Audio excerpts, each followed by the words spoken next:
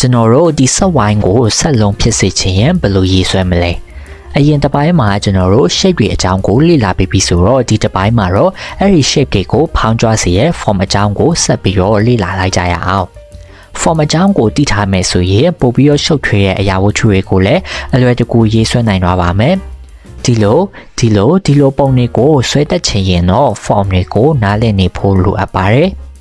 shape နဲ့ form ပါကွာရလဲဆိုရင် shape မှာ x ဝင်ရိုးနဲ့ y ဝင်ရိုးပဲရှိပြီးတော့ form မှာကျတော့ x ဝင်ရိုးနဲ့ y ဝင်ရိုးအပြင် z ဝင်ရိုးပါရှိတာကြောင့်အရာဝတ္ထုတွေရဲ့ထုထည်တွေအတိမ်အနက်တွေကိုဖော်ပြပေးနိုင်ပါတယ်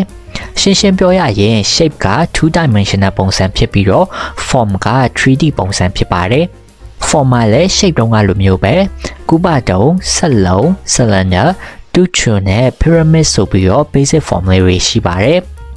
ပုံဆွဲတဲ့အခါမှာ simple shape တွေကနေစဆွဲတယ်လို့ပဲတချို့ပို့ပြီးတော့ရှုပ်ထွေးတဲ့ပုံတွေကိုရေးဆွဲတဲ့အခါမှာ simple form လေးတွေကနေစပြီးတော့ရေးဆွဲနိုင်ပါတယ် form အကြောင်းကိုတည်ထားဖို့အရေးကြီးပါတယ်အရာဝတ္ထုတွေကို form လေးတွေအနေနဲ့မြင်တတ်ပြီးရေးဆွဲတတ်မယ်ဆိုရင်ကိုရေးဆွဲတဲ့ပုံကိုပို့ပြီးတော့တဘာဝကျစေပါတယ်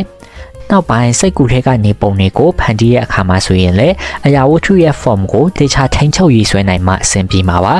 ဒီဗီဒီယိုမှာကတော့ beginners တွေအတွက် form ရဲ့အခြေခံအကြောင်းအရာတချို့ကိုမျှဝေပေးတော့မှာဖြစ်ပါတယ်ကျွန်တော်တို့ဒီဆက်ဝိုင်းကိုဆက်လုံးဖြစ်စေချင်ရင်အလင်းအမောင်ဖြည့်လိုက်လို့ရပါတယ်ဒါပေမဲ့ဒီလိုကြီးတန်းပြီးတော့ဖြည့်လိုက်ဖို့ကြတော့ beginners တွေအတွက်ဆောလို့နေပါသေးတယ်ကြားထဲမှာနောက်တစ်ဆင့်တည်ထားဖို့လိုပါတယ်အဲ့ဒါကတော့ cross control line ဒါမှမဟုတ် surface line ဆိုတဲ့အကြောင်းပဲဖြစ်ပါတယ် surface line ဆိုတာကတော့အရာဝတ္ထုတွေမှာရစ်ပတ်ထားတဲ့စိတ်ကူးရင်မြင်းကြောင်းတွေပဲဖြစ်ပါတယ်အဲ့ဒီမြင်းတွေဟာအရာဝတ္ထုတွေရဲ့ထုထည်တွေပုံစံတွေကိုပေါ်လွင်စေတဲ့အတွက် surface line ဆွဲကြည့်လိုက်တာနဲ့ပုံကကြွလာမှာဖြစ်ပါတယ်တခါတလေပုံဆွဲတဲ့အခါမှာရှုပ်ထွေးတဲ့အပိုင်းတွေကို surface line လေးတွေနဲ့မြင်အောင်ကြည့်ပြီးတော့အဲ့ဒီကနေစပြီးတော့ရေးဆွဲခြင်းအပြင်ကိုဆွဲနေတဲ့ပုံရဲ့အနေအထားကိုရှင်းရှင်းလင်းလင်းသိမြင်စေပါတယ်ပုံဆွဲတဲ့အခါမှာ surface line တွေကိုအမြဲထည့်ဆွဲနေစရာတော့မလိုအပ်ပါဘူးဒါပေမဲ့သူ့ရဲ့သဘောတရားတွေကိုသဘောပေါက်ထားမယ်ဆိုရင် form တွေကိုအလွယ်တကူရေးဆွဲလာနိုင်မှာဖြစ်ပါတယ်နောက်ပြီး surface line တွေကိုကြည့်တတ်မှထုံးဖြည့်တဲ့အခါမှာလည်းလွယ်ကူလာမှာပါsurface line တွေဟာအရာဝတ္ထုတွေကိုတရေကွင်းနဲ့ရစ်ပတ်ထားတယ်လို့ပါပဲအရာဝတ္ထုရဲ့ဖောင်းတဲ့နေရာတွေပိန်တဲ့နေရာတွေကိုဖော်ပြပေးမှာဖြစ်ပါတယ် surface line တွေဟာအရာဝတ္ထုရဲ့ထုထည်တွေကိုဖော်ပြရုံသာမကအရာဝတ္ထုကဘယ်ဘက်ကိုမျက်နှာမူနေတာလဲဘယ်လိုတည်ရှိနေတာလဲဆိုတာတွေကိုလည်းဖော်ပြပေးတော့မှာဖြစ်ပါတယ်ဒါပေမဲ့ surface line ကိုဆွဲချင်တိုင်းဆွဲလိုက်လို့မရပါဘူးအရာဝတ္ထုအပေါ်မှာရှိနေတဲ့ surface line တွေကိုမြင်အောင်တက်ဖို့ရေးဆွဲတက်ဖို့ဆိုရင်အဲ့ဒီအရာဝတ္ထုရဲ့သဘာဝတွေအကြောင်းအရာတွေကိုသိဖို့လိုအပ်တယ်လို့အဲ့ surface line ရဲ့ perspective သဘောတရားတွေကိုလည်းသိရှိထားဖို့လိုအပ်ပါတယ်perspective ပေါ်တရားကိုနောက်ဗီဒီယိုမှာပြောပြပေးသွားမှာဆိုတော့ဒီဗီဒီယိုမှာကတော့အခုပြောမယ် surface line အတွက်အသုံးဝင်မဲ့ဆက်ဝိုင်းရဲ့ perspective ကိုအကြံဖြင့်လေ့လာကြည့်လိုက်ရအောင်ဆက်ဝိုင်းကိုဒီအတိုင်းအပေါ်တဲတဲကနေကြည့်မယ်ဆိုရင်အဝိုင်းလေးပါပဲဒါပေမဲ့ရှုထောင့်ပြောင်းကြည့်မယ်ဆိုရင်ဘဲဥပုံအဖြစ်ပြောင်းလဲရမှာဖြစ်ပါတယ်အဲ့ဒီဖြစ်လာတဲ့ဘဲဥပုံကို ellipse လို့ခေါ်ပါတယ် ellipse နဲ့ oval shape ကမတူပါဘူး ellipse ဟာနှစ်ဖက်လုံးခောက်ချုံညီတဲ့ဘဲဥပုံလေးဖြစ်ပါတယ် ellipse ရဲ့ကျဲတဲ့အပိုင်းကို major axis လို့ခေါ်ပြီးတော့ကျင်းတဲ့အပိုင်းကိုတော့ minor axis လို့ခေါ်ပါတယ်ဆက်ဝိုင်းကိုကြည့်တဲ့ရှုထောင့်အပေါ်မူတည်ပြီးတော့ ellipse ရဲ့အချင်းအကျယ်တွေကပြောင်းလဲရမှာဖြစ်ပါတယ်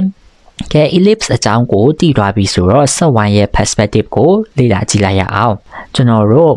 ဆက်ဝိုင်းကိုဒီလိုအတဲလှည့်ပြီးတော့ကြည့်လိုက်ပါမယ်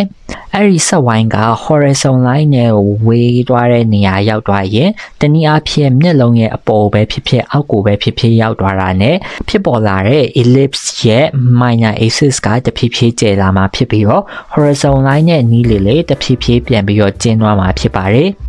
ဒီဗီဒီယိုကတော့အပြင်မှာလက်တွေ့ဖြစ်နေတဲ့ဗီဒီယိုလေးပဲဖြစ်ပါတယ်။ဘာလို့ဒီအကြောင်းအရာတွေကိုပြောနေရလဲဆိုရင်အခုဆက်ပြောမယ့်အကြောင်းအရာအကြောင်းပဲဖြစ်ပါတယ်။ဒီဆက်လုံးကကျွန်တော်ရဲ့အပေါ်ရောက်နေတာလားအောက်ကိုရောက်နေတာလားဆိုတာကို surface line နဲ့ဘယ်လိုဖော်ပြမလဲ။ဆက်လုံးရဲ့ surface line ကဆက်ဝိုင်းပဲဖြစ်တဲ့အတွက်စောစောကပြောခဲ့တဲ့သဘောတရားကိုအသုံးချလို့ရပါတယ်။ ဆက်လုံးကကျွန်တော်တို့ရဲ့အပေါ်ကိုရောက်သွားတဲ့အခါမှာဆက်လုံးရဲ့ surface line လေးတွေကဒီလိုဖြစ်နေမှာပါအပေါ်ကိုရောက်တာနဲ့သူ့ရဲ့ surface line ကတဖြည်းဖြည်းကျဲလာပါမယ်ဆက်လုံးက horizon line ရဲ့အောက်ဘက်ကိုရောက်သွားတဲ့အခါမှာလည်းအတူတူပါပဲဒီလိုလေးဖြစ်နေမှာပါကျွန်တော်တို့အရှိတက်တက်ကိုရောက်နေတဲ့အနေအထားကိုဆွဲကြည့်မယ်ဆိုရင်တော့အလဲတက်တက်က surface line ကတစ်ဖြောင်နဲ့ဖြစ်နေမှာဖြစ်ပြီးတော့အဲ့အလဲမြင့်ရဲ့အပေါ်မှာရှိတဲ့ surface line ကဒီလိုလေးဖြစ်နေမှာဖြစ်ပြီးတော့အောက်မှာရှိတဲ့ surface line ကဒီလိုလေးဖြစ်နေမှာဖြစ်ပါတယ်ဒါအပြင် surface line လေးတွေကိုဒီလိုအတက်မဆွဲဘဲနဲ့လဲကြည့်ပြီးတော့ပုံစံအစုံကစားကြည့်လို့ရပါတယ် surface line တွေစက်ဝိုင်းပုံစံဖြစ်တဲ့ cylinder တွေတူးချွန်တွေကိုလည်းအတူတူပါပဲအဲ့ဒီရဲ့အရာဝတ္ထုရဲ့ surface line တွေကိုဒီလိုဆွဲကြည့်လို့ရပါတယ် form တွေကိုတိကျနားလည်ဖို့ဆိုရင် perspective အကြောင်းကိုသိထားဖို့လိုပါတယ်perspective အကြောင်းကိုနောက်ဗီဒီယိုမှာဆက်ပြီးပြပြပေးမှာဖြစ်တဲ့အတွက်စောင့်မျှော်အားပေးကြပါအောင်နော် surface line တွေနဲ့နည်းနည်းရင်းနှီးလာပြီဆိုတော့ shape တွေမှာ surface line တွေကိုထည့်ပြီးတော့ဆွဲကျင်းကြည့်ရအောင်ပထမဆုံးစက်ဝိုင်းတွေမှာ surface line တွေကိုထည့်ကြည့်ပါမယ်ဆက်ဝိုင်းတွေကိုဆွဲပြီးပြီဆိုရင်ဆက်လုံးရဲ့ဘယ်ဖက်ကိုမျက်နှာမူစေချင်တာလဲဆိုတာကိုအရင်ဆုံးဖြတ်ပါပြီးရင်အဲ့ဒီ direction လေးအတိုင်းပဲ surface line တွေကိုထည့်ဆွဲရမှာဖြစ်ပါတယ်ပထမဆုံးဆက်လုံးရဲ့အလယ်မှာရှိတဲ့ surface line ကိုအရင်ဆွဲပါပြီးရင်အဲ့ဒီရဲ့အလယ် surface line ရဲ့အပေါ်ဖက်နဲ့အောက်ဖက်မှာကျန်တဲ့ surface line တွေကိုအနေတော့ထည့်သွားရုံပါပဲ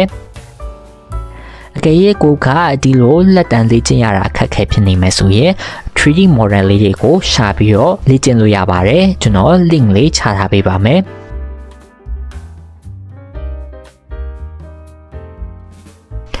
နောက်ထပ်လေ့ကျင့်ခန်းတစ်ခုကတော့စိတ်ပြိုက်ရှိတ်လေးတွေကိုဆွဲပြီးတော့အဲ့ဒီအထဲမှာ surface line လေးတွေကိုထည့်ဆွဲကြည့်တာပါပဲ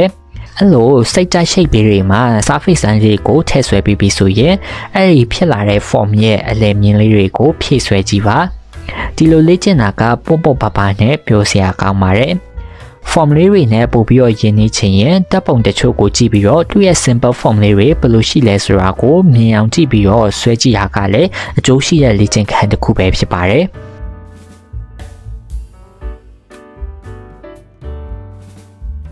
ဒီနေ့ဗီဒီယိုမှာကတော့ beginners တွေအတွက် form ရဲ့အခြေခံအကြောင်းအရာတစ်ခုဖြစ်တဲ့ surface line အကြောင်းကိုပြပြပေးခဲ့တာဖြစ်ပါတယ်